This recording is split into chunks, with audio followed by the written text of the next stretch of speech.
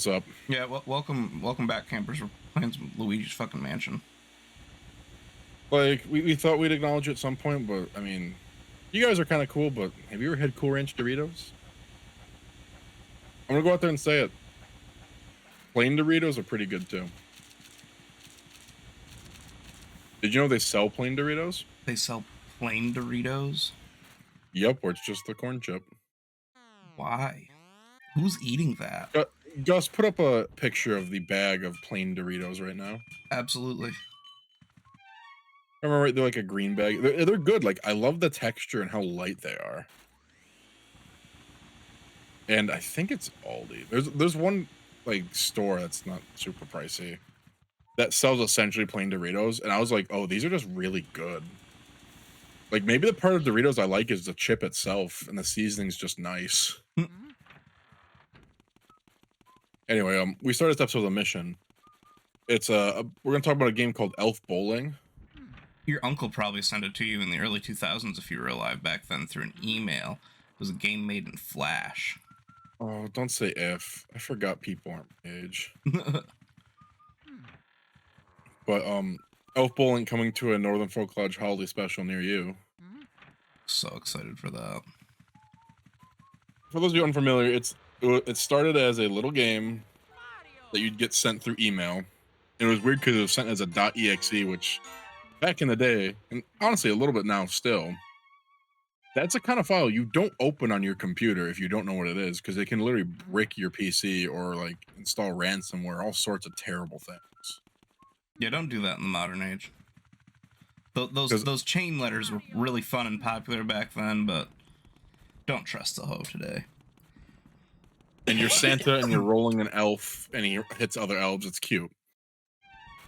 The platforms this game was released on were PC, Game Boy Advance as Elf Bowling 1 and 2. It was on one cartridge.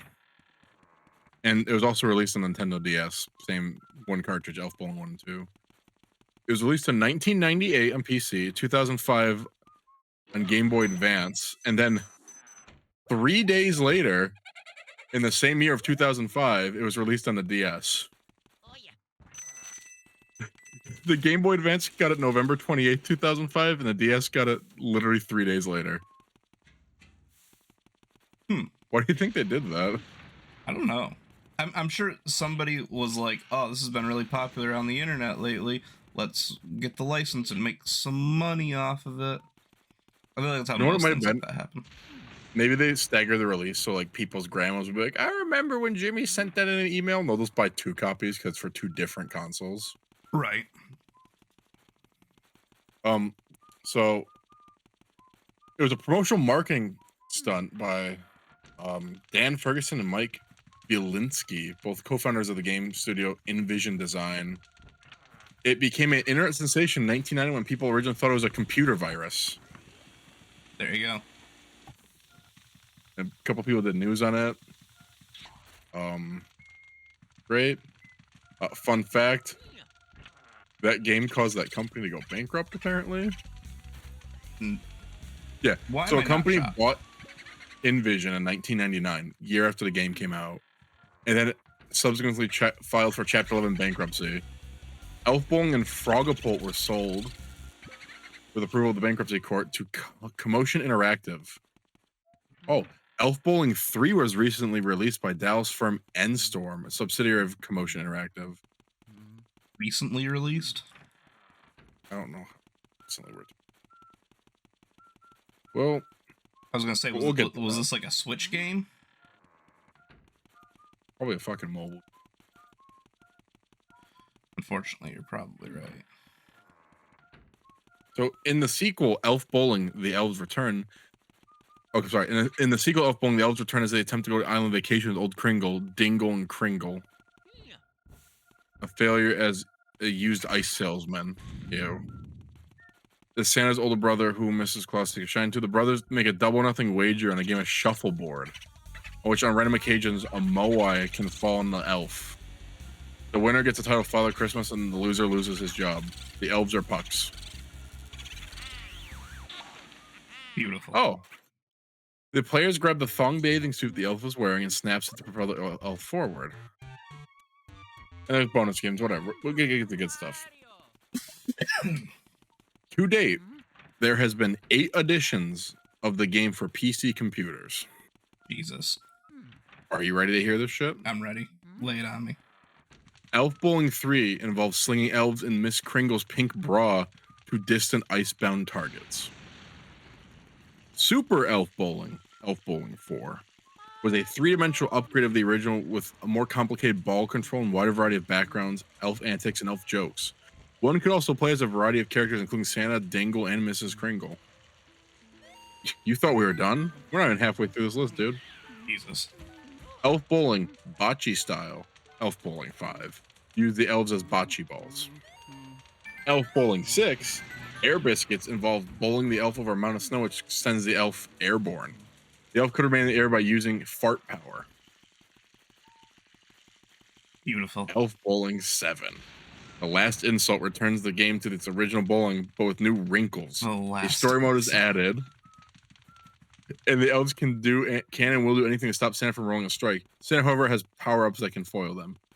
And last, we have Elf Bowling Hawaiian Vacation. Elf bowling, but in exotic places.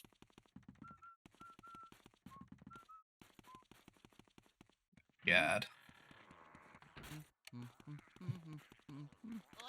The Elf Bowling 1 and 2 combo package carts, fun fact, are one of the worst rated games on both GameSpot and Metacritic, receiving only a 1.4 out of 10 at GameSpot and a 12 out of 100 on Metacritic.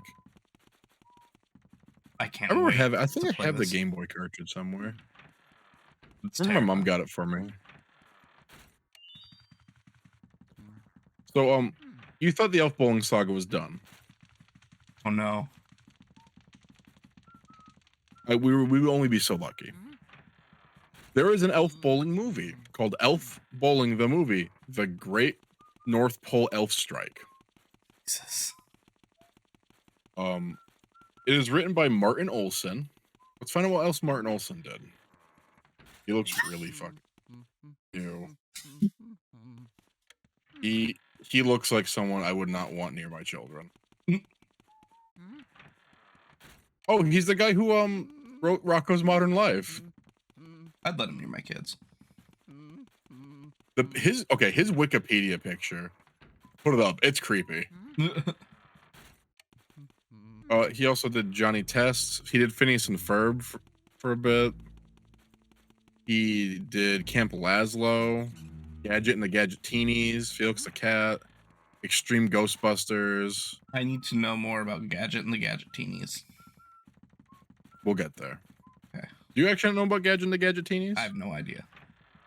That's actually not I'm expecting either an Inspector Gadget spinoff or Gadget from Chip and Dale Rescue Rangers. So, it has some pretty big people. Who's the biggest person you think's in this movie? Charlie Sheen. Bigger. Leonardo DiCaprio. That's close. Close to that level of fame. You've piqued my interest. Who's in this movie, Jeremy? Tom Kenny's in that movie. Really? Yes, as well as Joe Alasky, who has done a bunch of stuff like Grandpa Lou Pickles in the Rugrats. He also does Daffy Duck and a lot of the modern Looney Tunes things. And he's in a bunch of stuff. He's not super duper big, but he's pretty big. And also Jill Talley. Let's see what else he did that was big. She was Nosy in Rocco's Modern Life. That was one episode. She was on Mr. Show. Mr. Show? Yeah, did you never watch Mr. Show? No. What is that? That's where Tom Kenny got his start, actually. It's a little comedy show. It's actually pretty good. It's a sketch show. Really good show. I actually highly recommend it. Tom Kenny also met his wife on that show. Good for them. Yeah. Oh, let's see. Yeah, so Jill Talley does a bunch of random characters, but you've definitely I've definitely heard. Oh, 100%. Well, yeah, so it has pretty good cast. Its budget was $6.5 million. Jesus Gus. Christ.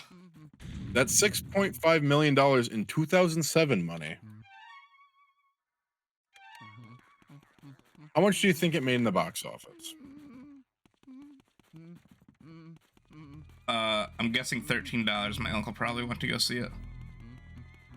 Just your uncle. How much And your did it uncle make? really has a good taste in movies. Wait on me. I'm ready. I can take it. Okay, it's not listed on IMDb. Oh no. How much it made? That's never a good sign. No. That's terrible. Does Wikipedia list it? No, Oh. neither does Rotten Tomatoes. Is this movie real? This movie must have made a lot of money. It was released on October 3rd, 2007. Let's see. Also has Rex Piano. I don't know who that is. Rex Piano. What a hell of a name. Don't know anything about him. The film was a United States, Fiji, and South Korea co-production. The musical production was done by Chris Anderson.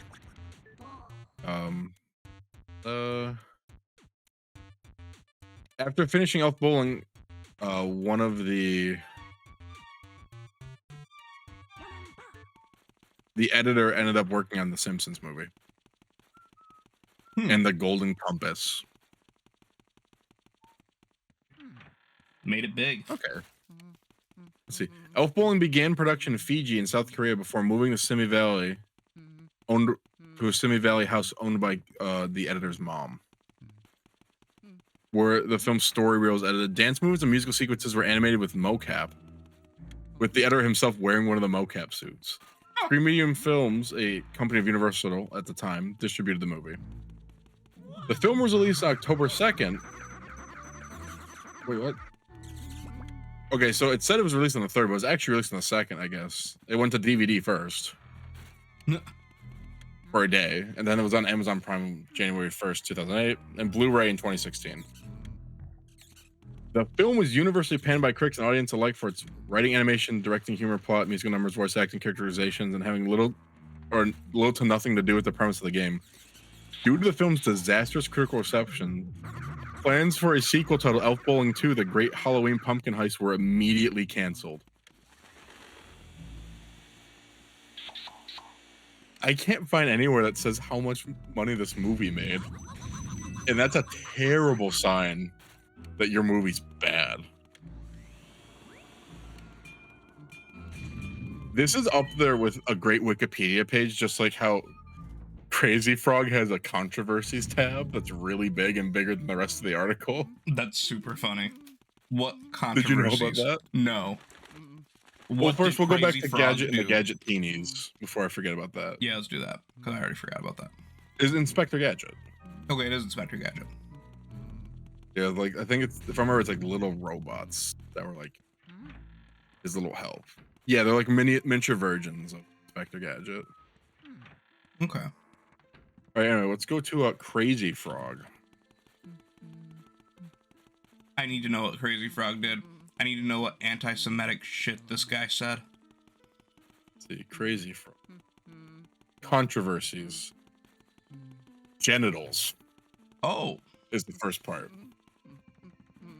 In February 2005, viewers submitted a number of complaints to the UK's Advertising Standards Authority regarding Jamster's advertising campaign, complaining that Crazy Frog appeared to have a visible penis and scrotum.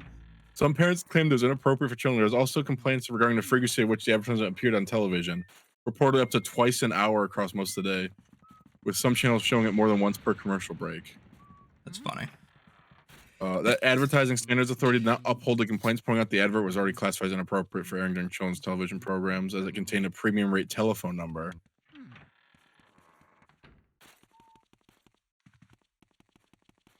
and later broadcast advertisement. Same with similar thing happened in Australia. Oh no! Why are they always in bathrooms? 20... do they have IBS? Fun fact: all toads are related to one toad, and that one toad gave them all IBS. In November 2021, the Crazy Frog Twitter account made light of the controversy, saying, "A lot of people were shocked to see my pee-pee in 2005, and still shocked to see it now in 2021." I'm shocked. That was part 1 of the 4 controversies on this Wikipedia article. Oh, good. Part 2, in March 2005, antivirus vendors discovered that W32Krog.worm, a computer virus, a contraction of Crazy Frog, which spreads through file sharing networks and MSN Messenger, exploiting the Crazy Frog's notoriety with a promise of an animation depicting his demise. Jesus Christ. That's funny. That's just funny. Are they gonna make me watch this cutscene every time I walk through here? Mario, we don't want to get you out of there. You suck. Alright, you can stay right the fuck there. Can you imagine you're on like LimeWire or like one of those file sharing things, and you're like, man, there's a video of Crazy Frog dying. I want to see that shit. You get a computer virus. Jesus. It's totally like on like when you would pirate music back in the day, and you'd be like, oh cool, like I really want this like Rammstein song, and it's just some dude singing in his bathroom. Yep. And you could tell like he like ripped the CD and is playing it off the CD, so it's really low quality. He's recording it with like a $10 recorder that goes to like actual tapes or like a flash card. Let's see. The next thing is this ringtone advertisements. Yeah, I'm glad that was a thing that died eventually. It was just how I'm sure anyone who's over the age of like 20 remembers how often they'd advertise ringtone stuff and how they'd say like it'd show up with a low price, and it's like, well, that's a subscription. Like most people didn't realize back then it was a subscription. You paid that much per month to get that one ringtone. Yeah. And a lot of times too, there was always texting fees because texting wasn't unlimited at the time, so your parents were fronting the bill for that all the time. I remember having. You remember when texting was like a quarter of message? Oh yeah, I remember getting in a lot of trouble because some girl in high school was messaging me a whole lot when I was a sophomore or something. My parents were not happy with that bill. When I had a track phone, I actually talked to my mom about it recently. She's like, when you had your track phone and stuff, I had to get you so many minutes on that because you'd be texting all the girls, and it's like most of those girls I was texting were just my friends, like trying to like talk about when we could meet up and play Dungeons and Dragons or hang out. Like, yeah, I was talking to some girls, but most of the time it was like my friends. Like, hey, when you want to hang out, buddy? Oh, and apparently there's an NFT released over. Of course there was. Whatever. Of course there was.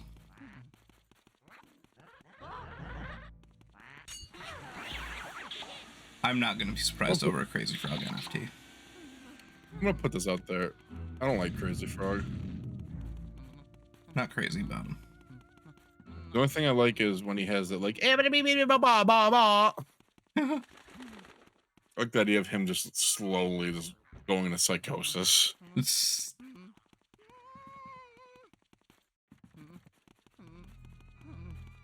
Categories in this article include virtual influencers, frog mascots, internet memes, male characters in advertising, Swedish Eurodance groups, and fictional frogs.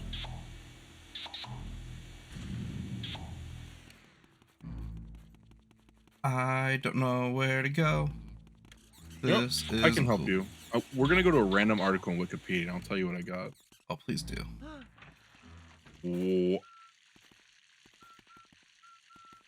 What is this?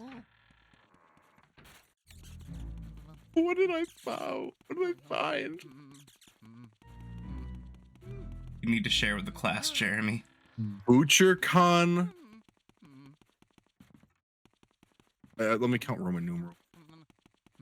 ButcherCon 46. but it's in Roman numerals. It's an Botricon. Botricon's an annual convention of creators and devotees of mystery and detective fiction. It's named in honor of reviewer and writer and editor Anthony Boucher. And it's literally just saying like special guests and who won what. The best novel for that year was Laura Lippman's After I'm Gone. This convention took place in 2015. That's a lot of conventions. In 2015? For you. They're up to 46 in 2015. That's not bad. You know, not surprised. Wasn't that, I guess TwitchCon was before that. Or, I'm sorry, DashCon. DashCon's what I was thinking about. The infamous one. I remember about... Is it weird that we are now on our second convention with a catastrophic ball pit? Wait, what? There's a second one? Yeah, did you not hear about the recent TwitchCon shit? I heard about some of the recent TwitchCon stuff. I didn't hear about a ball pit. Yeah, somebody like broke their spine or something in a ball pit. Went to the hospital, found out she was pregnant, and they couldn't save the baby because it was either her spine or the baby. Something pops. I mean, I heard about how like this was the first TwitchCon, at least where it was en masse, where like people like, because there's a bunch of big Twitch streamers there, a bunch of big like women who are really popular on Twitch, and it became like a gathering of the stalkers almost. Like I was reading about like a lot of people had like their stalkers, like the ones they actually have legal documentation saying stay away from me, come to that convention. I'm not surprised. And then there was this whole thing I saw on Reddit where this guy went to that convention and like he had a motorcycle, pretty decent one. It was like a Harley or something. It was a chopper. And he found this random woman on there like doing all provocative poses and like trying to be sexy while someone was filming her for Twitch. And she like broke the kickstand and like damaged one of the mirrors doing it. And the dude came up and was like, hey, can you get off my bike? And she's like, you're in my shot. You need to shut up and go the fuck away.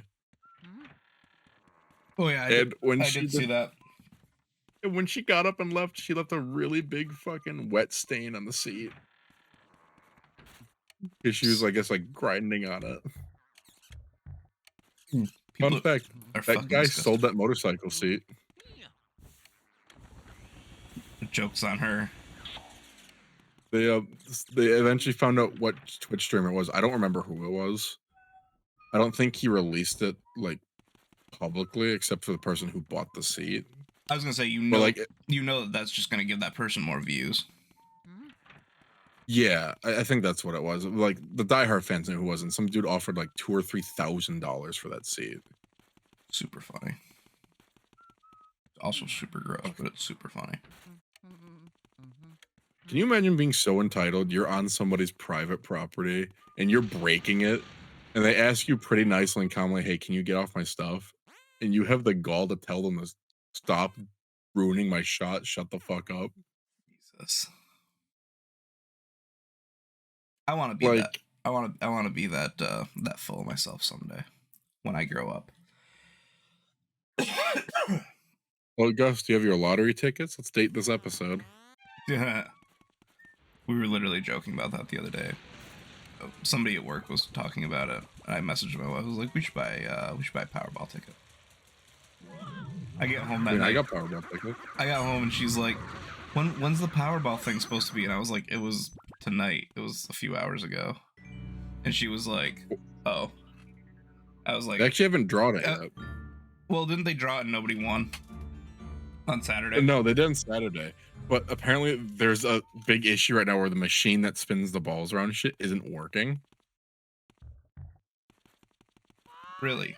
Well, that's what people are saying, but the official Powerball says that So for a drawing to happen, all 45 states that do the Powerball have like certain security measures that have to be in place. So like people can't buy a winning ticket during the drawing kind of thing, stuff like that. Yeah, that makes sense. Apparently some states weren't following through with that, so they're like, we have to delay the drawing. I wonder if it was drawn yet. Let's see if I won the Powerball on video. Oh my god. Could you imagine? Yeah, nope, they still haven't drawn it yet. Really? Yeah.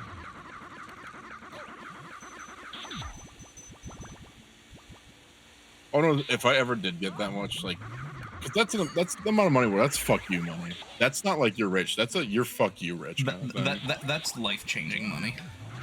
That's like you could purchase a third world country kind of money. Like that's totally like you could purchase a small island nation. Like if you have $1 billion, you would have to spend so much money. You'd have to spend $1 million 1,000 times. Jesus.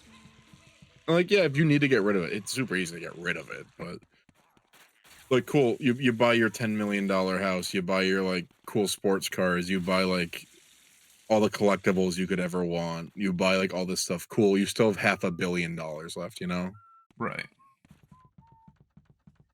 If I won a lottery, I'd do some stupid shit with it. I'd be like, I'd still go to work, I'd still like do everything as normal, but I'd slowly make little changes to my life. That if you have a keen eye and notice, you'll notice that that's cool. Like maybe one day I'll just swap out my like belt for my pants with like a really rare leather or like a designer leather belt. But still wear like my Levi blue jeans and my t-shirt for work with my name tag on it. The problem is we live in a state where you can't keep it a secret. Yeah. I have agreed though that if my mom or really anybody in my life won the lottery and they didn't want to be the face of it, I'd gladly just be the face. I don't care. I'd dress up like a bum. I'd dress up so people would think I'd just spend it on stupid shit and be one of those people who's broke in 4 years. I mean, that's the way to do it, though.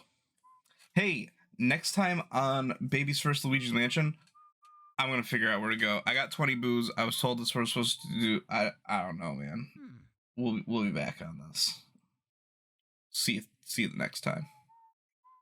Bye bye.